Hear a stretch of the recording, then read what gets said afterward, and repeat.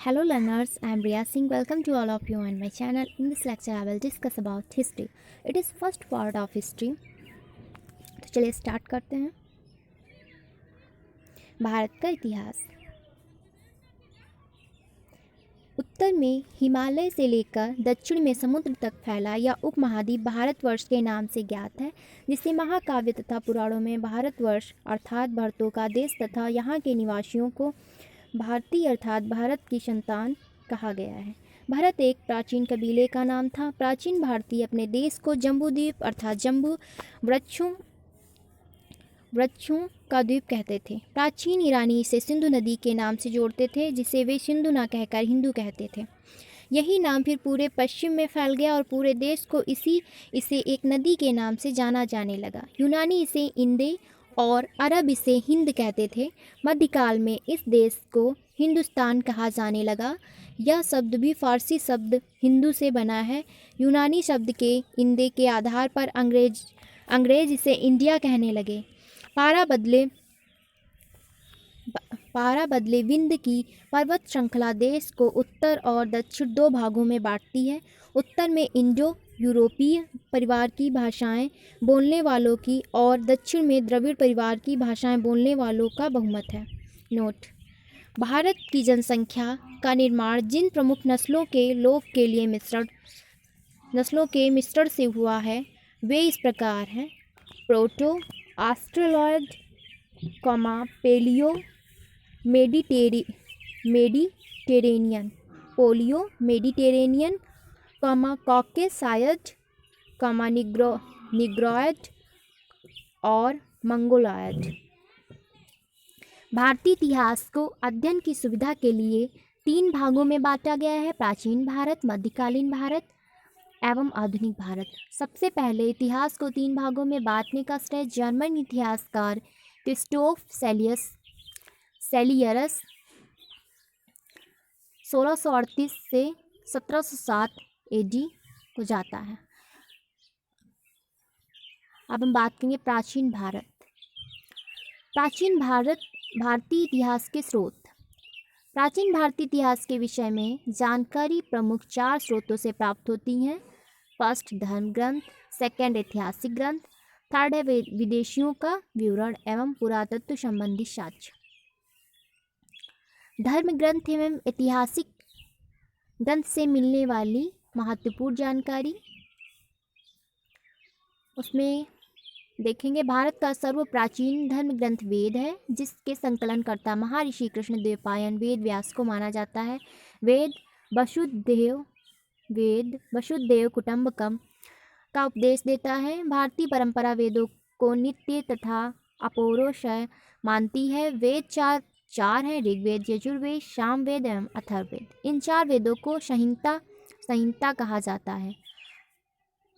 ऋग्वेद ऋचाओं के क्रमबद्ध ज्ञान के संग्रह को ऋग्वेद कहा जाता है। इसमें 10 मंडल 1028 सूक्त, वाल्मीकि पाठ के 11 सूक्तों सहित है एवं 10,462 ऋचाएँ हैं। इस वेद के ऋचाओं के पढ़ने वाले ऋषि को होत्र कहते हैं। इस वेद से आर्य के राजनीतिक प्रणाली, इतिहास एवं ईश्वर की महिमा के बारे में जानकारी मिलती है। विश्वामित्र द्वारा रचित ऋग्वेद की 3रे मंडल में सूर्य देवता सावित्री को समर्पित प्रसिद्ध गायत्री मंत्र है।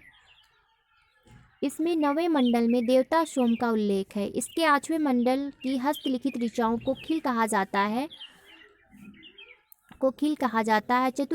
चतुष्पैड्यम समाज की कल्पना का आदि स्रोत ऋग्वेद के 10वें मंडल में वर्णित पुरुष सूक्त है, जिसके अनुसार 4 वर्ण ब्राह्मण, क्षत्रिय, वैश्य तथा शूद्र आदि पुरुष ब्रह्मा के क्रमशः मुख, भुजाओं, जंघाओं और चरणों से उत्पन्न हुए हैं। ऋग्वेद के कई परिच्छेदों में प्रयुक्त अधन्य शब्द का संबंध गाय से है। नोट: धर्मसूत्र 4 प्रमुख जातियों की स्थितियों, व्यवसाय, दायित्वों, कर्तव्यों तथा विशेषाधिकारों में स्पष्ट विभेद करता है। ईसा पूर्व एवं ईस्वी क्या होता है ये हम जानेंगे यहाँ पे। वर्तमान में प्रचलित ग्रेगोरियन कैलेंडर ब्रैकेट में ईसाई कैलेंडर या जूलियन कैलेंडर कहा जाता है इसे। ईसाई धर्म गुरु ईसा मसीह के जन्म वर्ष पर आधारित है। वर्तमान में प्रचलित ग्रेगोरियन कैलेंडर ईसाई धर्म गुरु ईसा मसीह के जन्म पर आधारित है। ईसा मसीह के जन्म के पहले के समय को ईसा पूर्व कहते हैं। BC means before the birth of Jesus कहा जाता है। ईसा पूर्व में वर्षों की गिनती उल्टी दिशा में होती है।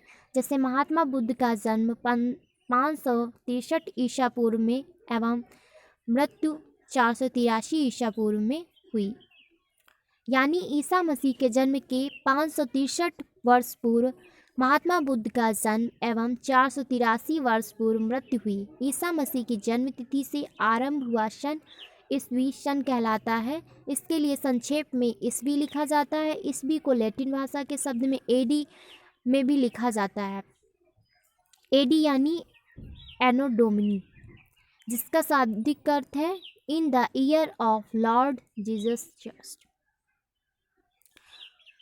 वामनावतार के 3 पंगों के आख्यान का प्राचीनतम स्रोत ऋग्वेद है। ऋग्वेद में इंद्र के लिए 250 तथा अग्नि के लिए 200 ऋचाओं की रचना की गई है। प्राचीन इतिहास के साधन के रूप में वैदिक साहित्य में ऋग्वेद के बाद शतपथ ब्राह्मण का स्थान है। यजुर्वेद सस्वर पाठ के यजुर्वेद में देखेंगे सस्वर पाठ के लिए मंत्रों तथा बलि के समय अनुपालन के लिए नियमों का संकलन यजुर्वेद कहलाता है। इसके पाठकर्ता को अर्धवर्यु कहते हैं। ऋग्वेदों में यज्ञों के नियमों एवं विधि विधानों का संकलन मिलता है। इसमें बलिदान विधि का भी वर्णन है। यह एक ऐसा वेद है जो गद्य एवं पद्य दोनों में है। अब बात करेंगे सामवेद की। सामवेद का शाब्दिक अर्थ है गान। इस वेद में मुख्यतः यज्ञों के अवसर पर गाए जाने वाले ऋचाओं, जिसे मंत्र कहते हैं, का संकलन है। इसके पाठकर्ता को उद्रात्र कहते हैं। इसका संकलन ऋग्वेद पर आधारित है। इसे भारतीय संगीत का जनक कहा जाता है। नोट: यजुर्वेद तथा सामवेद में किसी भी विशिष्ट ऐतिहासिक घटना का वर्णन नहीं मिलता है। अथर्व ऋषि द्वारा रचित इस वेद में कुल 731 मंत्र तथा लगभग 6000 पद हैं। इसके कुछ मंत्र ऋग्वेदिक मंत्रों से भी प्राचीनतम है। अथर्ववेद कन्याओं के जन्म की निंदा करता है। यहाँ पे देख सकते हैं पुराण संबंधित वंश: विष्णु पुराण मौर्य वंश, मत्स्य पुराण आंध्र सातवाहन में, वायु पुराण गुप्त वंश में। ऐतिहासिक दृष्टि से अथर्ववेद का महत्व इस बात में है कि इसमें सामान्य मनुष्यों के विचारों तथा अंधविश्वासों का विवरण मिलता है। पृथ्वी सूक्त अथर्ववेद का प्रतिनिधि सूक्त माना जाता है। इसमें मानव जीवन के सभी पक्षों, गृह निर्माण, कृषि की उन्नति, व्यापारिक मार्गों का गहन जिसे खोज कहा गया है, रोग निवारण,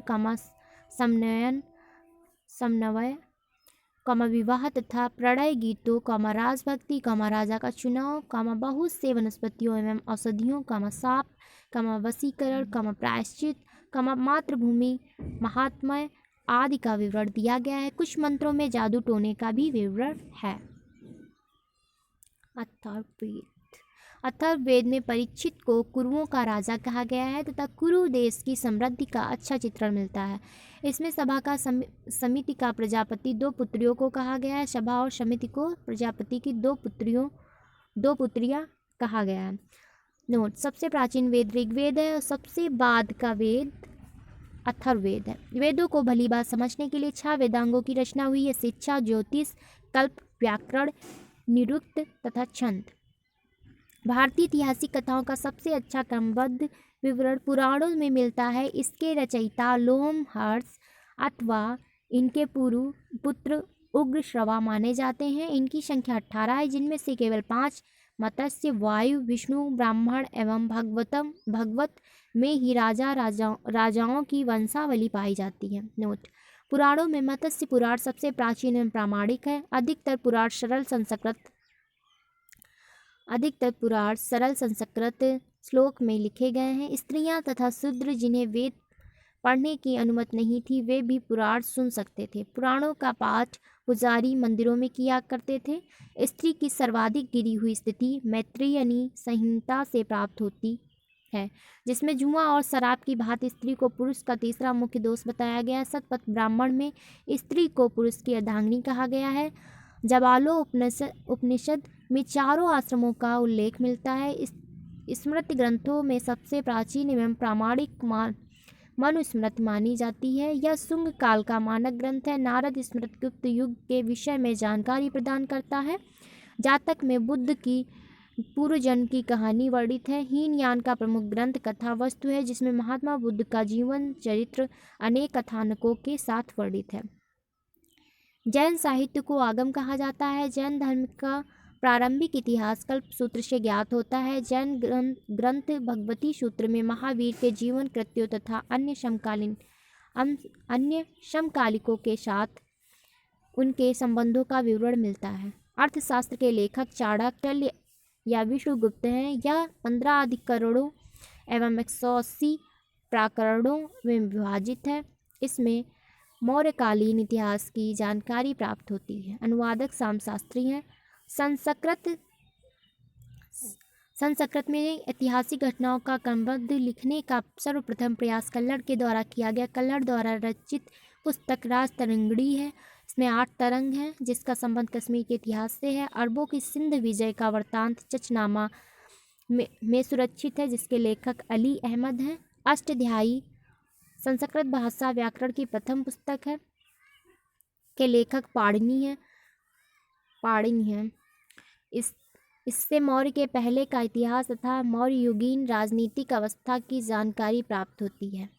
कात्यायन की गार्गी संहिता एक ज्योतिष ग्रंथ है, फिर भी इसमें भारत पर होने वाले यमन आक्रमण का उल्लेख मिलता है। पतंजलि पुष्यमित्र शुंग के पुरोहित थे। इनके महाभाष्य से शुंगों के इतिहास का पता चलता है। कल हम बात करेंगे विदेशी यात्रियों से मिलने वाली प्रमुख जानकारी। आज के लिए इतना ही। Thank you so much.